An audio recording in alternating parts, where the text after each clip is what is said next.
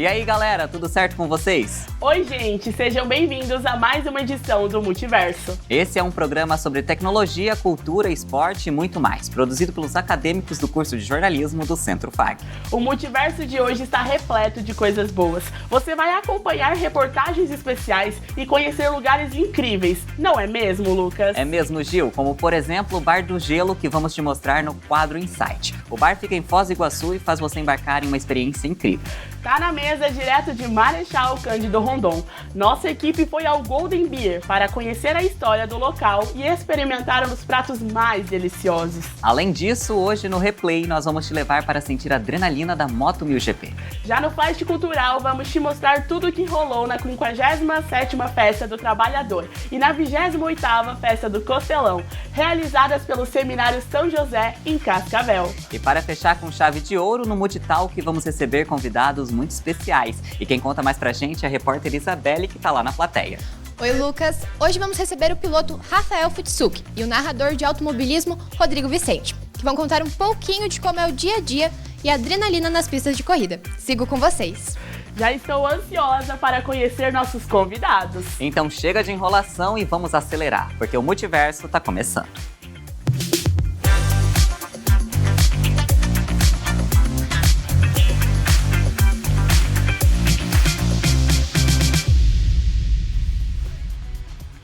E para começar o programa, nós vamos te levar até o Autódromo Internacional de Cascavel. A gente vai ver tudo o que rolou na Moto 1000 GP. Quem vai mostrar tudo pra gente é a repórter Raíra Machado, no quadro Replay que começa agora.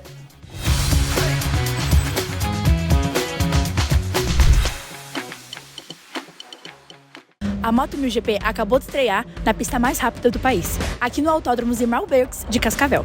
E o Multiverso esteve presente e vai te mostrar como foi tudo.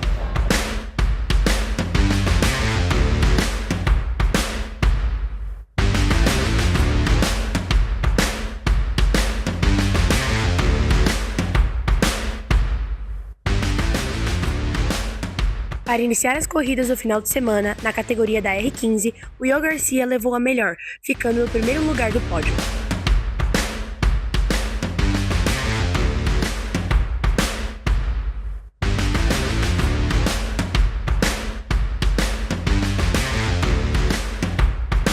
Primeira corrida do ano, uma expectativa muito alta, mudança de clima aqui. Uma hora estava sol, uma hora estava chuva. Como que tá a sensação de ter ganhado a primeira corrida como de temporada? Muito feliz. Agora é manter, sair melhor ainda na próxima e vamos dar-lhe. É os guri.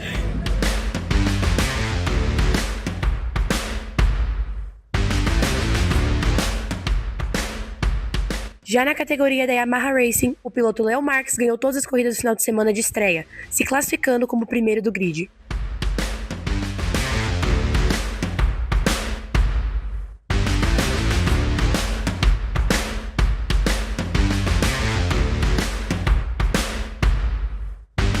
Começo de temporada perfeito, estreou já campeão ontem e hoje. Como que tá o misto de sensações para você? O que você espera dessa temporada? Bom, tô muito feliz, né, primeiramente, agradecer a Deus. Ontem uma corrida bem disputada do começo ao fim, hoje do meio da corrida pra frente, conseguimos abrir uma vantagem e começamos o ano com o pé direito no campeonato. Agora se dedicar mais, treinar mais para a próxima que vai ser lá em Curvelo e vamos tentar em busca de somar os pontos. O ano que vem tá no Mundial. E na categoria principal, a Moto 1000 GP, o piloto Theo Mana ficou em terceiro e o Ramiro Gandola demonstrou que vai em busca do bicampeonato, ao ficar em primeiro no sábado e no domingo.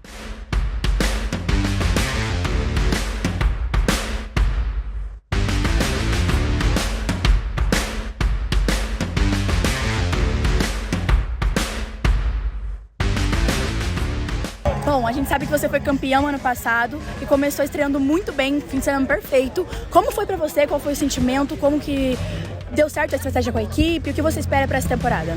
Bueno, una temporada muy peleada va a ser, de primera a última carrera. Trabajamos mucho para esto durante todo el mes, para ser competitivo, para estar bien. Y bueno, llegamos muy bien, estamos muy buen ritmo, muy bueno el equipo trabajando con la moto, así que la verdad que las expectativas son ir carrera a carrera y llegar a final de campeonato con posibilidades de otro campeonato más.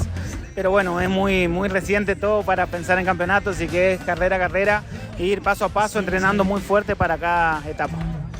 Bom, foi um fim de semana muito bom, corrida 2 a gente conseguiu uma segunda posição que foi muito bom também, uma corrida mais longa, né, então o ritmo era bem importante, mas estava todo mundo ali muito perto, estava muito disputado, era esperado já nessa pista, mas trabalhamos bem, a moto estava muito boa desde o começo, isso que importa, deu para ficar num ritmo muito forte ali e quase deu um primeiro, acabou que o Ramiro ficou na frente de novo, mas vamos trabalhar mais para Curvelo, ainda tem bastante temporada pela frente, mas a segunda colocação foi bem bom para somar para os pontos do campeonato. E para a estreia na nova categoria de motociclismo, a 660 Cup, o Multiverso foi conversar com o piloto Cauã Rodrigues sobre as expectativas da temporada.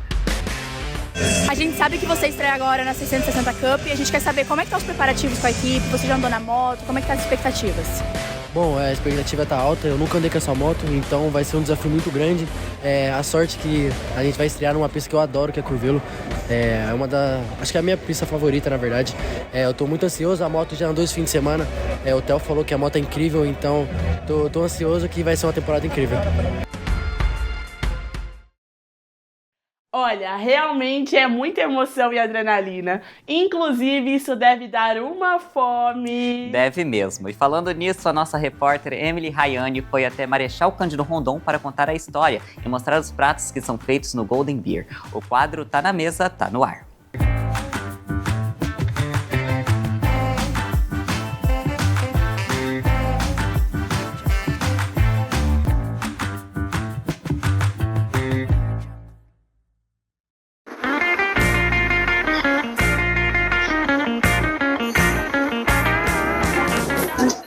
E o Tá na Mesa de hoje veio aqui na Golden Beer, restaurante localizado na cidade de Marechal Cândido Rondon.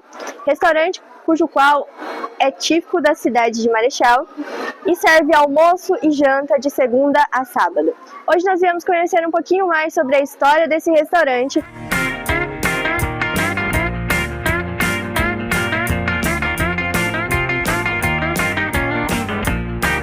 Estamos aqui com o Ricardo, um dos donos da Golden.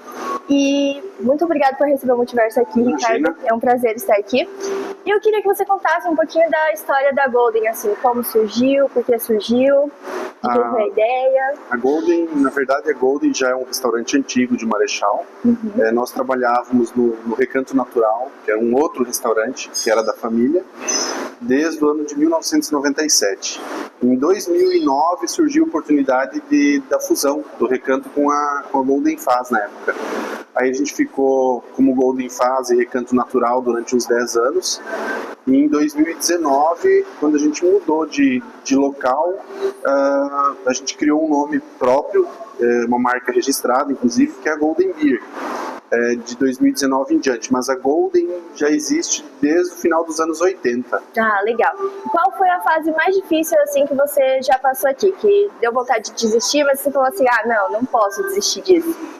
Com certeza a pandemia, eu acho que foi algo assim que balançou bastante e foi bem complicado. Foi uma fase muito difícil mesmo. Imagino. E daqui do restaurante, qual que é o seu prato favorito? São vários. São vários. Muito bons todos. São vários, meu Deus. Mas eu acho que o filé do chefe é um dos favoritos. E o carro-chefe daqui que todo pessoal quer, pede? Filé do chefe e filé parmegiana.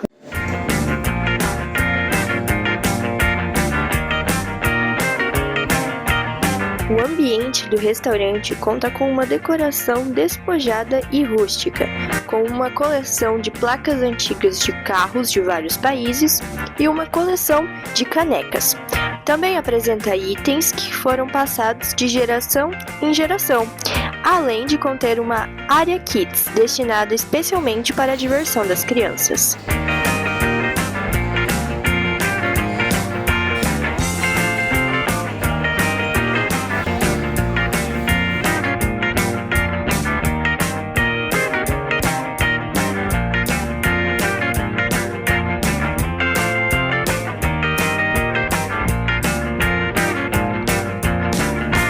Além das coleções de placas e canecas, o restaurante conta com quadros que apresentam informações sobre redes sociais como Twitter e YouTube, além de quadros sobre celebridades como Marilyn Monroe.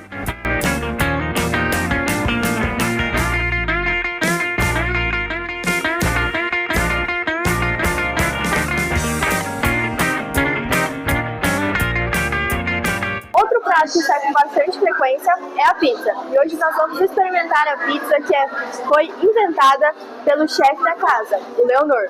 A pizza se chama La Leonor e alguns dos ingredientes são filé mignon, mandioca, mussarela e catupiry.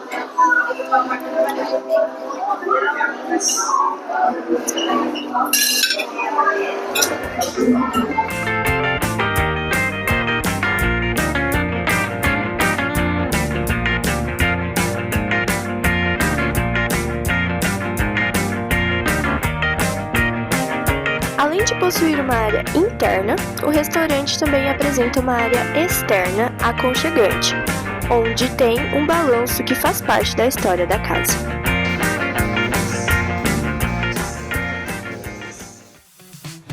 E chegou a hora do Multitalk.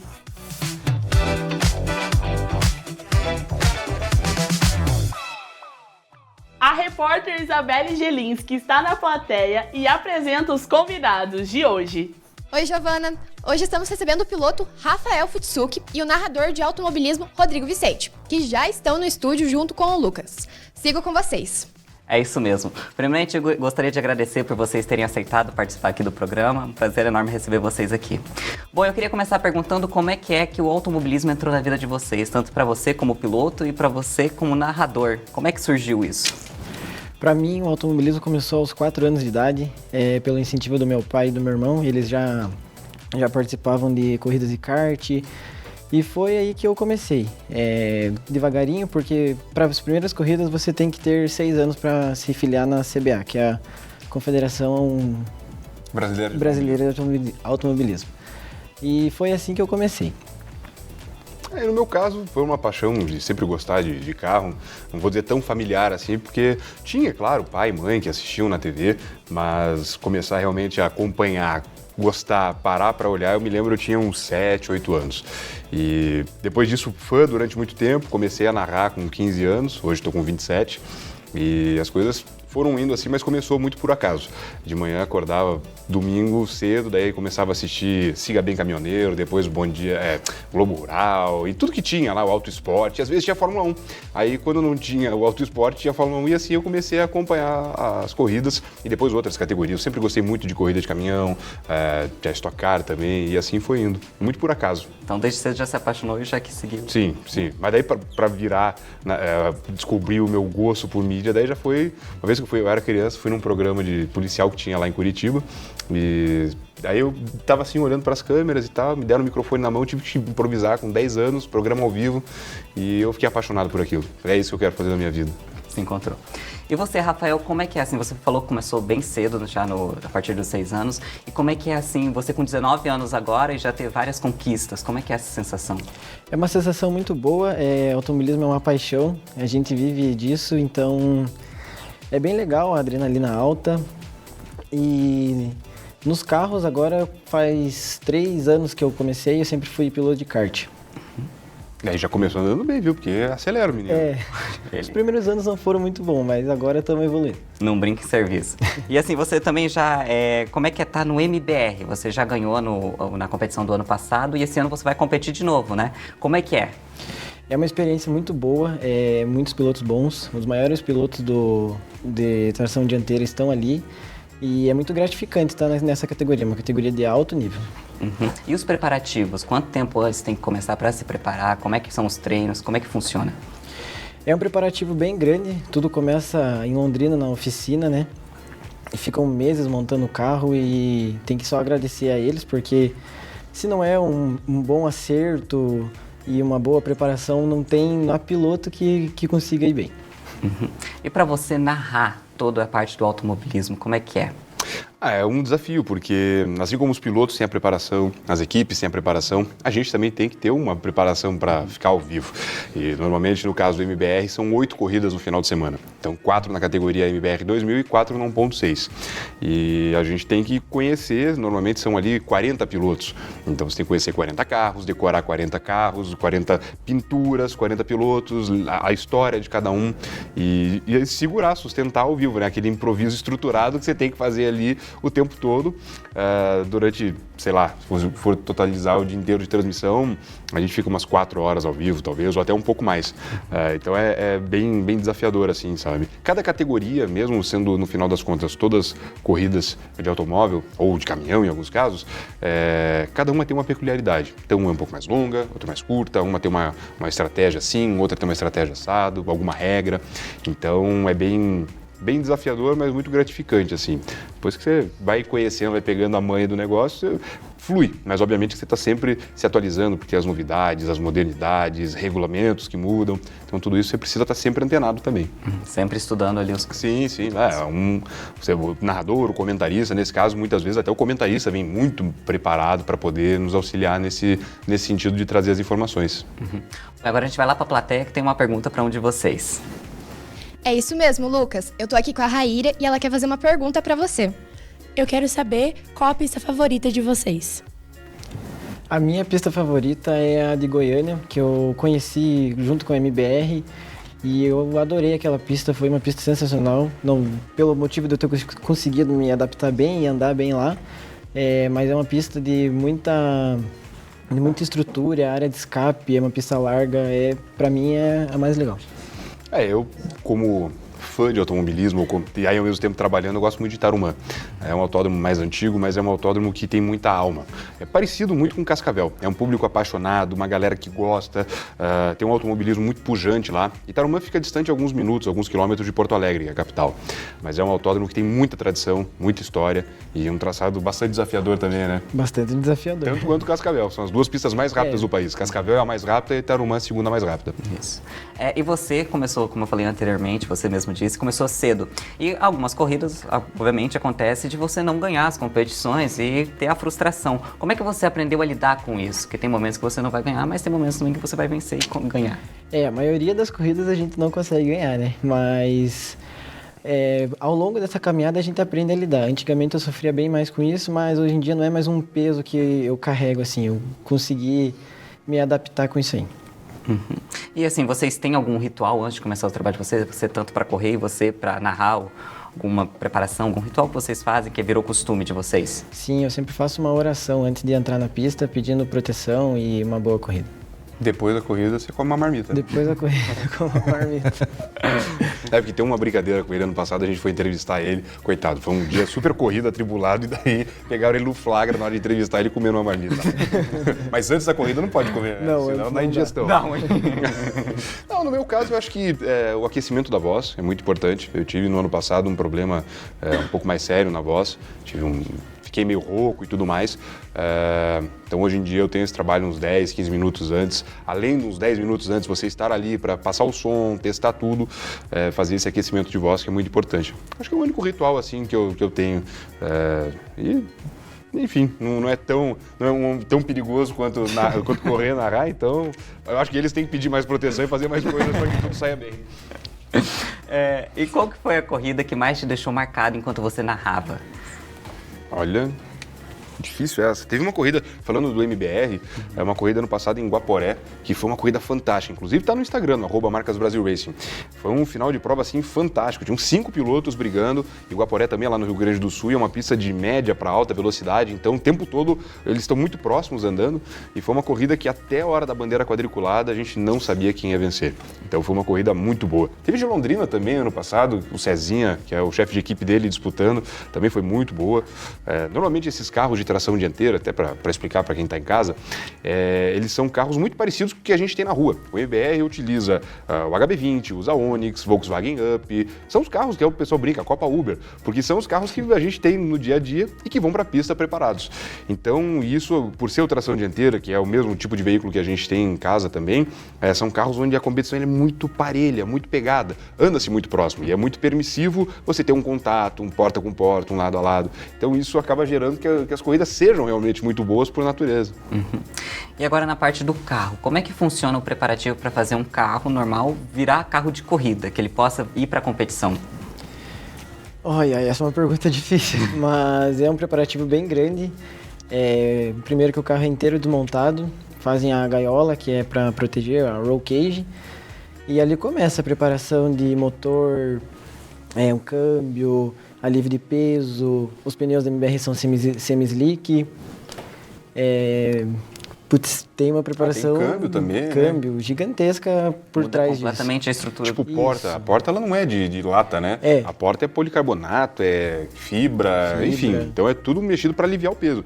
Tem que ficar com menos de 1.000 quilos, se não me engano. 920 quilos. 920 quilos. Então é realmente bem enxugado tudo assim do carro. Tem situações, até a gente estava conversando hoje mais cedo com outro piloto, que ele comprou o carro zero na concessionária para desmontar o carro inteiro. Tem pessoas que compram no desmanche, num leilão, alguma coisa do tipo, dá baixa no carro e daí transforma para corrida. Mas fica só a casca no final das contas. É basicamente isso.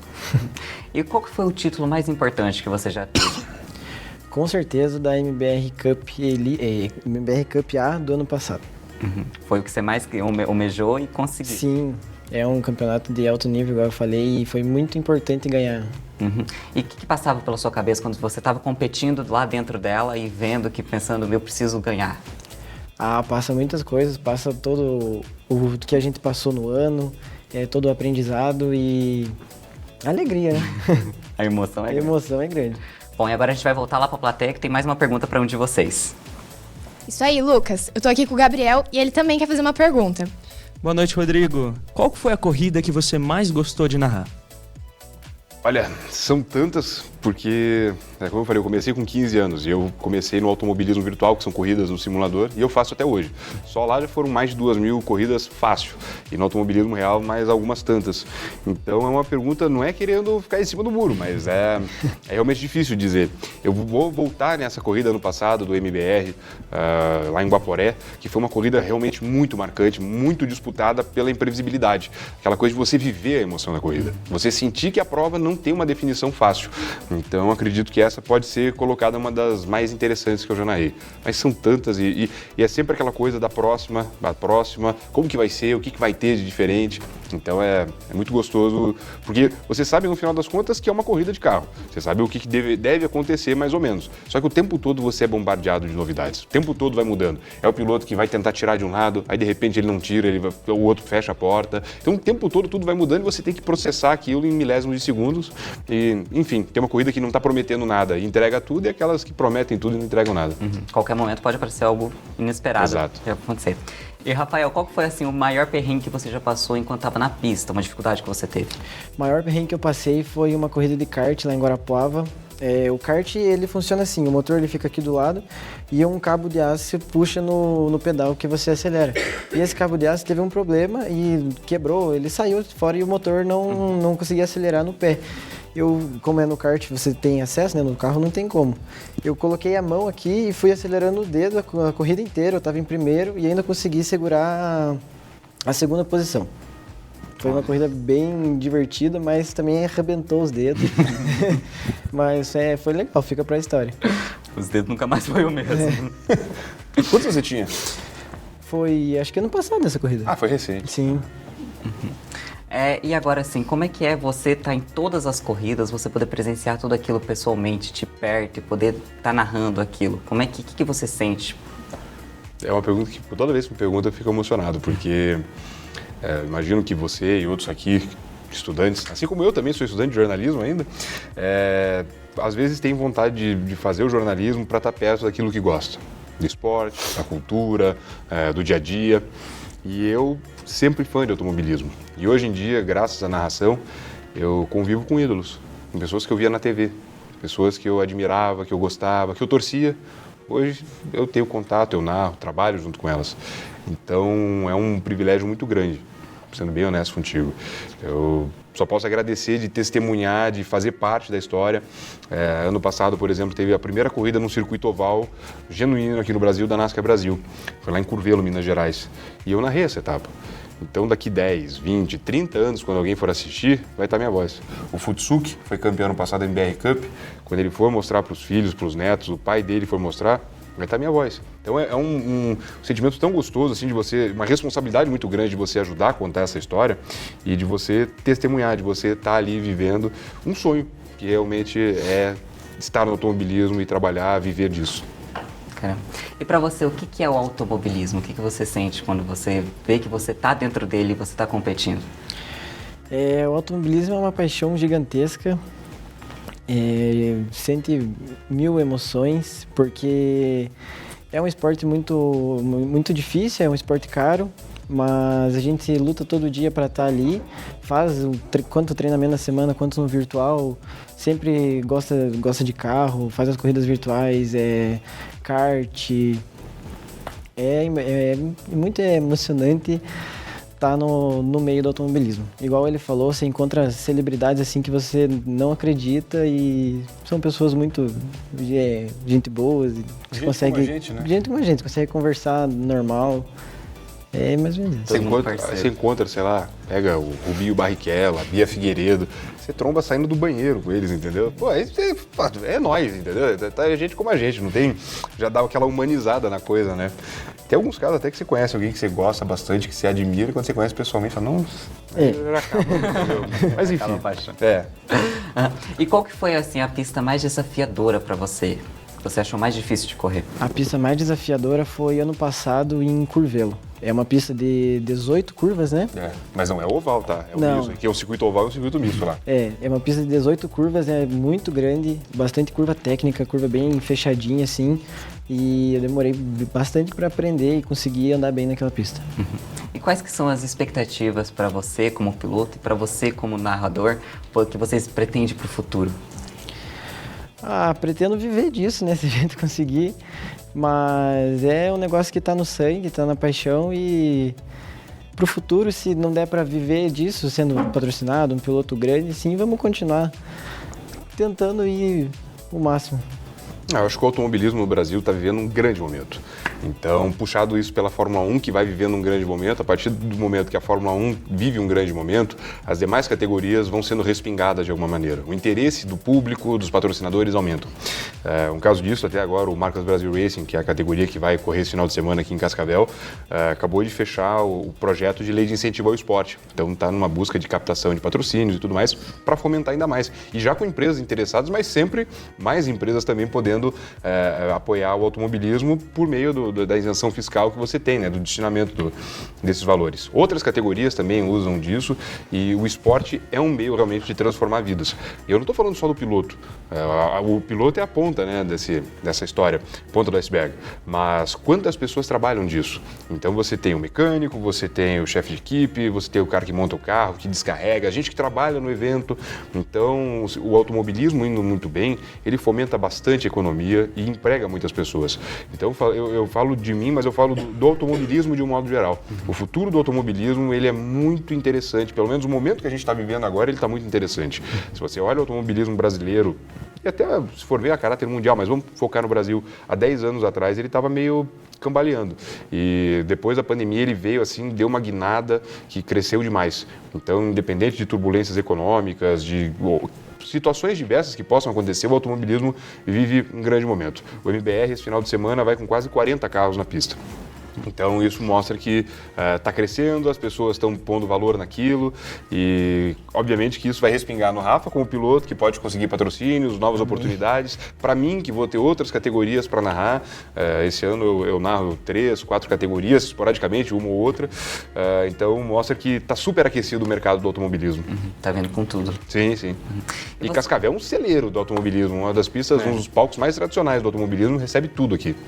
Pista gigantesca também, incrível. Sim. E você, Rafael, qual conselho você dá para quem, assim como você, novo, que quer ter esse sonho, que tem esse sonho, o que você fala para eles, como é que você diz para eles realizar? Se dedique bastante, se é que você gosta, se dedique, se esforce e nunca faça com um peso de sempre querer vencer para não ficar aquela coisa, né? Porque igual eu falei, a gente não é sempre que a gente vence. Mas leve numa brincadeira, mas uma brincadeira séria. E você como narrador e jornalista, qual conselho você dá? Se dedicar. Acho que a dedicação para qualquer coisa ela é muito importante. Claro, muitas vezes vai ter que ter sorte, mas a competência tem que se aliar com essa sorte. Se você não está preparado para encontrar essa sorte, não vai dar certo. Então, não existe um caminho fácil dizer, acho que no caso do piloto existe, começa no kart, faz isso, faz aquilo. No caso da narração, são oportunidades, são chances, são preparações, é você gostar daquilo, você ter um gosto por aquilo.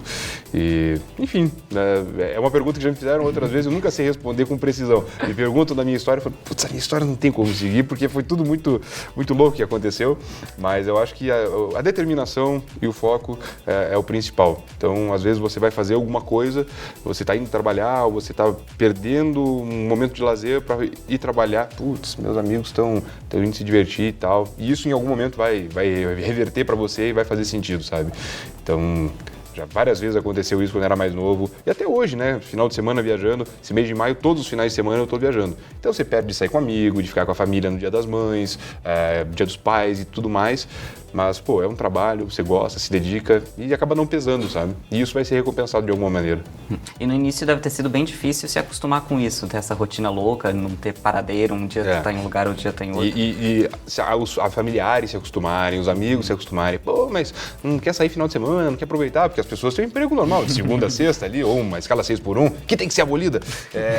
E no final das contas, a gente tem uma escala muito louca de trabalhar, que vai quinta, às vezes pro autódromo, sexta, ficamos até domingo à noite, depois segunda de manhã, às vezes volta para casa, e poucos são aqueles que conseguem entender isso. Sim, realmente. E pra você, como é que é essa rotina de ter cada dia estar em um lugar diferente, viajar por vários lugares? Pra mim é muito legal, conhecendo bastante lugares, mas é difícil, igual agora é Dia das Mães, você fala que vai estar viajando numa corrida, já fica meio assim, né? Bom, e agora a gente vai lá pra plateia que tem mais uma pergunta pra um de vocês. Isso mesmo, Lucas. Eu tô aqui com a Emily e ela quer fazer uma pergunta pra você. Qual foi a corrida mais importante pra vocês?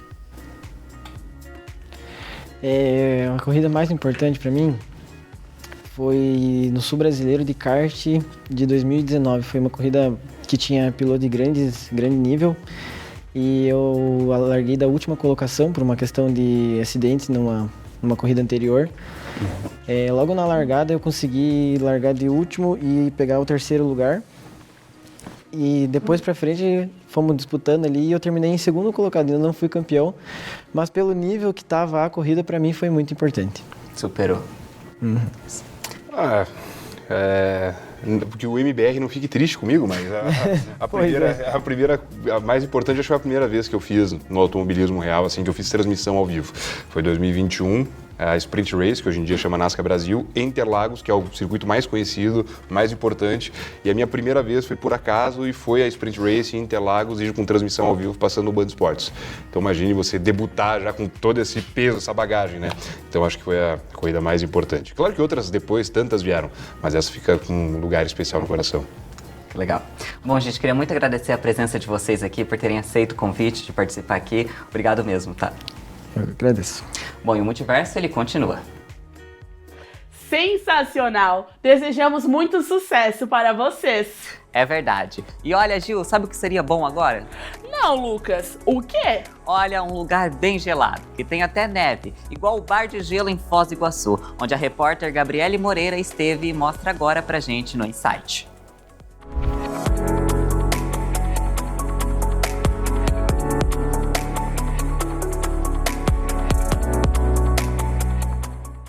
Você já se imaginou entrando em um local onde tudo é feito de gelo?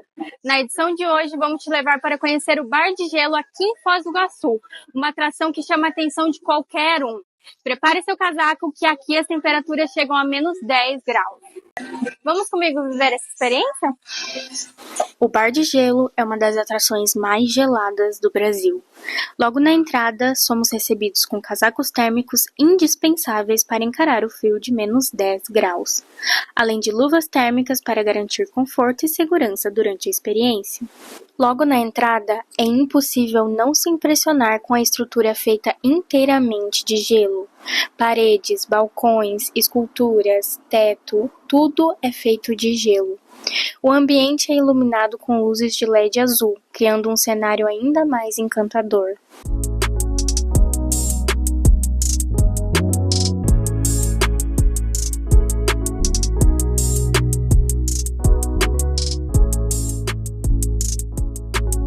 O ingresso inclui open bar, com bebidas alcoólicas e não alcoólicas. No cardápio, há opção para todos os gostos, bebidas doces, cítricas ou mais intensas, que ajudam a esquentar por dentro mesmo em um ambiente tão gelado. E o mais legal, todas as bebidas são servidas em copos feitos de gelo. Um dos destaques para fotos é o Coração de Gelo, um cenário romântico e divertido para registrar o momento. O Bar de Gelo oferece serviço fotográfico profissional, garantindo lembranças com qualidade, que ficam disponíveis para compra na saída do local.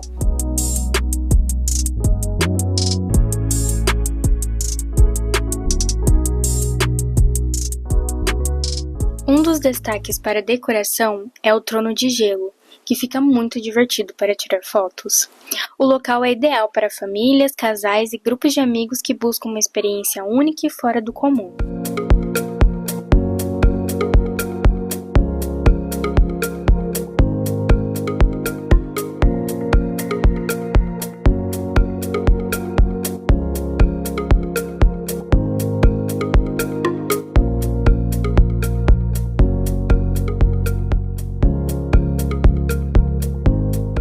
Além do trono de gelo, temos as esculturas, que ajudam a transformar o espaço em uma verdadeira galeria de arte congelada, contribuindo para o encanto da experiência. Após cerca de 20 minutos, os visitantes devolvem os casacos e saem com a sensação de terem visitado um verdadeiro pedaço do Ártico em plena Foz do Iguaçu.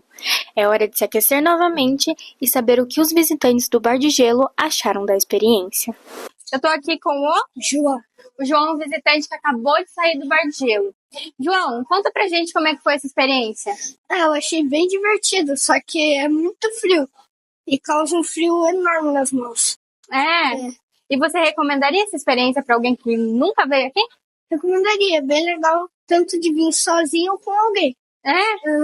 Ah, então tá bom. Muito obrigada, João. O Bar de Gelo faz parte do Dreams Park, um complexo que reúne diversas atrações para todas as idades, como o Museu de Cera, Vale dos Dinossauros, Maravilhas do Mundo e o Dreams Motor Show. O complexo fica localizado em uma área estratégica de Foz do Iguaçu, facilitando o acesso para os turistas que desejam incluir essas atrações em seu roteiro.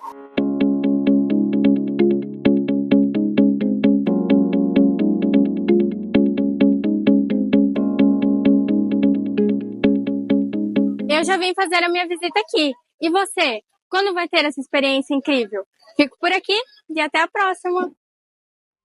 Que lugar incrível, deve ser uma experiência única. O Seminário São José Operário de Cascavel realizou a 57ª Festa do Trabalhador e a 28ª Festa do Costelão, eventos tradicionais de Cascavel, e já ganharam destaque internacional.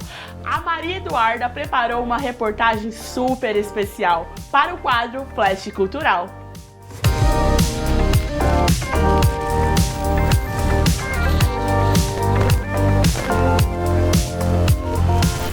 Mais um ano, o Seminário São José realiza o considerado maior costelão do mundo, para celebrar o Dia do Trabalhador e o Dia de São José Operário. Um almoço para confraternizar com a família e amigos. Está acontecendo aqui no Seminário São José a 57ª edição da Festa do Trabalhador em Cascavel. E o evento do maior churrasco do mundo acontece desde o ano de 1966. E quem olha assim, nem imagina que o processo de preparação começa muito antes. O trabalho, ele vem de ano após ano.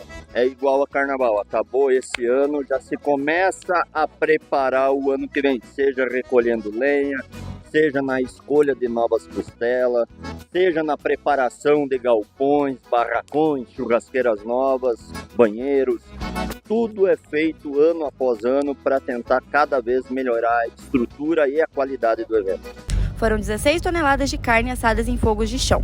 Um preparo de vários dias, mas o trabalho mesmo se intensifica no dia de hoje e na véspera, onde chega toda a carne, é espetada, salgada, toda ela preparada com carinho e muita atenção, para que a gente chegue na mesa das mais de 25 mil pessoas aqui de dentro da festa com eficiência e qualidade. E a produção começou cedo aqui. Agora são exatamente 6 horas e 22 minutos, mas o fogo começou a ser aceso exatamente às 6 horas da manhã. Nosso sentimento é de alegria, depois de entusiasmo, depois de 364 dias de preparação para esse evento hoje se realiza, né? Vendo ser aceso lá o fogo nos costelões, para nós é o coroamento dessa preparação. Então é uma grande mistura, né, de realização, de entusiasmo, de alegria de poder acolher tantas pessoas, né, para esse grandioso churrasco. A programação da festa também contou em uma motociata com a imagem de São José, seguida pela celebração da missa.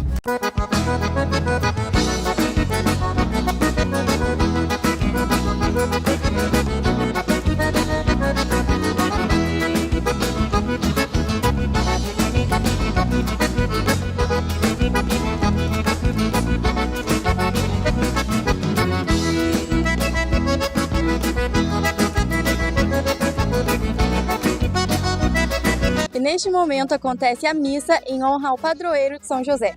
Uma mistura de fé e tradição, né? As pessoas que aqui estão são movidas pela fé, principalmente os voluntários. A intercessão de São José, a bênção divina e, é claro, também a tradição do churrasco, né, que na nossa região é muito forte. Por isso que é o maior churrasco do mundo. A estrutura do Seminário São José e a ajuda de todos os voluntários é que fazem essa festa maravilhosa e grandiosa da forma como ela é. Por se tratar de um evento grande, churrasqueiros das mais diferentes regiões do Brasil e até mesmo de outros países viajam até Cascavel para ajudar os trabalhos como voluntários. Eu sou do Paraguai, o ano passado estive aqui a primeira vez, estive aqui solo, mas este ano porque a festa é muito bonita, muito grande, traje uma comitiva de churrasqueiros do Paraguai, somos 3 agora. Vamos crescendo cada ano, vamos crescendo pela fé. Eu sou da cidade de Límpio, nosso santo patrão também São José. Isso é muito bom, né? A gente que gosta, né? Amante do churrasco, a gente que trabalha, né? Eu tenho um fogo no parquinho lá em Brasília. Estou gostando muito, porque a gente gosta disso. Então é trabalhoso, mas é gratificante para estar ajudando também o seminário, né? Então é um momento especial, porque não é só o churrasco, tem todo um contexto. Também contamos com a presença de pessoas que vieram de longe, para prestigiar e conhecer o costelão, como foi o caso da Willow, que veio da Alemanha. Ela é da Alemanha, ela está na nossa casa agora, ela vai ficar até junho, ela não come carne, e aí eu trouxe ela para conhecer o costelão, ver como é que assa, tudo para mostrar para ela. É bem legal, eu gosto disso.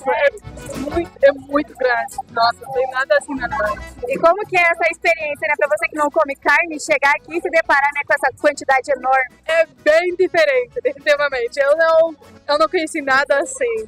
Tudo na minha família são vegetarianos também, então eu já sabia que vai ser assim, eu vi fotos pelo nome. Mas você tá gostando da experiência, do local? Muito. É uma experiência bem aconchegante, assim, a gente chega, tem um lugar pra gente ficar, tanto a carne, a gente não precisa se incomodar com nada, eles vêm, servem tudo a gente, tanto bebida, tanto comida, tudo, é um lugar bem assim que você pode vir com a família, bem tranquilo, até que eu tô com a minha filha, minha esposa, todo mundo aqui. E não é à toa que a Festa do Trabalhador é um sucesso em todos os anos. Quem veio pode celebrar e comemorar com sua família e com os amigos. E com muito trabalho e diversão que aconteceu mais uma vez o Costelão de Cascavel.